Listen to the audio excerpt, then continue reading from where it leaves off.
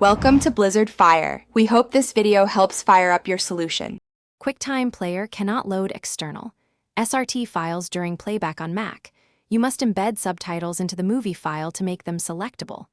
Alternatively, you can burn subtitles into the video pixels so they are always visible. Embedding creates a separate text track inside, MP4 or MOV files that QuickTime recognizes. Burning creates a new video file with subtitles rendered on every frame. I will show the two reliable methods to get subtitles to appear in QuickTime Player on Mac OS. Download and open Subler, a lightweight Mac OS container editor for MP4 and MOV. Drag your original, MP4 or MOV into Subler and verify the video and audio tracks. Click Add and choose your SRT subtitle file to import as a timed text track. Save using File, then Save as to create a new container preserving the original video codec. Open the saved file in QuickTime Player and choose View then Subtitles to toggle tracks on or off. Open Handbrake and load your source video file into the app.